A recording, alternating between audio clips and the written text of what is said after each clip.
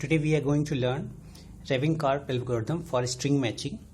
तो string matching में क्या होता है कि आपको एक पैटर्न गिवन होता है और वो पैटर्न आपको फाइंड करना होता है कि वो अनदर गिवन टेक्स्ट में एग्जिस्ट करता है या नहीं करता.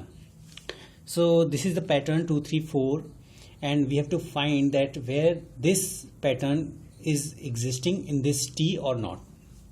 तो we can see that it is existing at this place. Okay, so for that we have algorithm, Rabin-Karp algorithm. So first we have to find the length of text t, then m, that is length of pattern, then hash value of p. जिसमें hash value of p कैसे find करते हैं. For example हमने एक mod function से hash value find करना है. तो 2 3 4 में एक मैंने mod फंक्शन लिया. मॉड फंक्शन हमने 13 पे लिया, प्राइम नंबर पे, ताकि हमें कम कोलिजन एग्जिस्ट करे.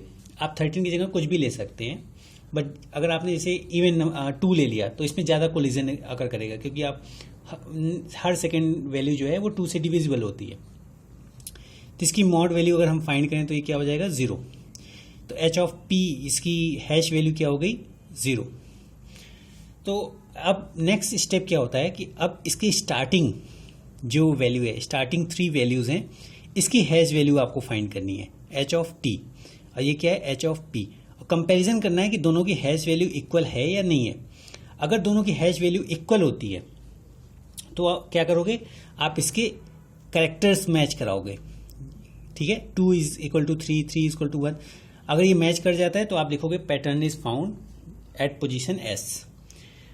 अगर ये नहीं मैच करता है तो आप क्या करोगे, फिर अगेन एक न्यू हैश वैल्यू आपको फाइंड करना है नेक्स्ट 3 पे, यहां से यहां तक, नेक्स्ट एच डैश टी. ठीक है, और वो आपकी जो पैटर्न की लेंथ है उसी लेंथ के बराबर आप करेक्टर सेलेक्ट करोगे और उससे एक हैश वैल्यू फाइंड करोगे. अगेन आप इस एच पी को न्यू एच जो टेक्स्ट का हैश वैल्यू फाइंड हुआ है उससे कंपैरिजन करेंगे. अगर वो इक्वल है तो उसके करेक्ट टेक्स्ट को भी कंपैरिजन करेंगे, और अगर वो मिल जाता है तो that is found, otherwise not found. तो इस एग्जाम्पल में हम स्टार्ट करते हैं. एच पी की वैल्यू क्या है, 0. ठीक है, एच टी की वैल्यू फर्स्ट हैश वैल्यू अगर हम 3 1 2 की मॉड 13 फाइंड करें, दैट इज ऑल्सो 0. ठीक है, तो ये 0 है. फिर 0 to n minus m, similar to your naive, जो प्रीवियस हमने एक स्ट्रिंग मैचिंग के एल्गोरिथम लर्न की है. 0 to n minus 1 तक करेंगे ताकि आपका उस लेंथ से एक लेसर वैल्यू तक हम लूप रन कर सकें. तो if H P equal to H of T, अगर H P equal to first H of T है तो यहां देख रहे हैं तो ये एग्जिस्ट कर रहा है, दोनों की वैल्यू क्या है, 0 है. तो उसके पैटर्न्स को हम मैच कराएंगे. तो यहां जब 2 इक्वल टू 3 चेक किया तो ये दैट इज नॉट इक्वल. सो इसमें ये चीज रन नहीं करेगा, पैटर्न नॉट फाउंड. तो पैटर्न जो है इसमें फाउंड वाला एग्जिस्ट नहीं करेगा. फिर अगेन आप चेक करेंगे, एस की वैल्यू स्टार्टिंग में 0 है, so 0 is less than n minus M. तो n माइनस एम जो है इसकी लेंथ क्या है, m की वैल्यू 3, n की वैल्यू क्या है, 3 4 5 6 7 8. तो n माइनस एम क्या होगा, 8 माइनस 3 5.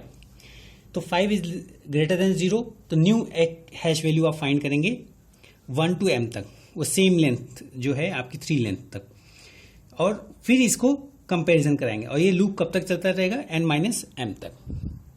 तो जब भी आपको स्ट्रिंग मैच होगी तो वो फाउंड प्रिंट कर देगा. तो यहाँ पे जैसे ही यहाँ पे आप नेक्स्ट स्ट्रिंग लेंगे 2 3 4, तो यहाँ आपको फाइंड होगा कि H P equal to H T.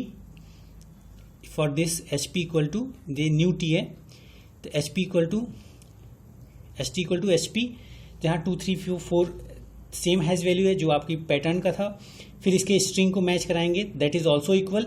तो जब ये वाले स्ट्रिंग के लिए हैश वैल्यू मैच हो गई तब यहाँ प्रिंट होगा pattern found with shift S. और एस की वैल्यू क्या है, अगर इंडेक्सिंग एरे 0 1 2, तो एस की वैल्यू क्या होगी, 2. तो फर्स्ट टाइम एस की वैल्यू क्या हो जाएगी, 2. फिर अगेन ये नेक्स्ट 3 के लिए हैश वैल्यू कैलकुलेट करेगा. इस तरह से आपकी स्ट्रिंग मैच जनरेट होगी. सिमिलरली आप जो है टेक्स्ट आपका करेक्टर भी हो सकता है, A C B D.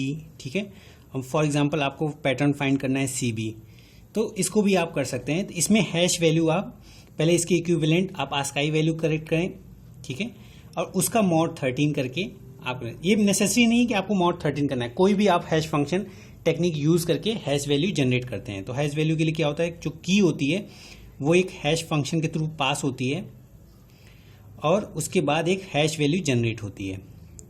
तो यहाँ हैश फंक्शन क्या है, mod 13।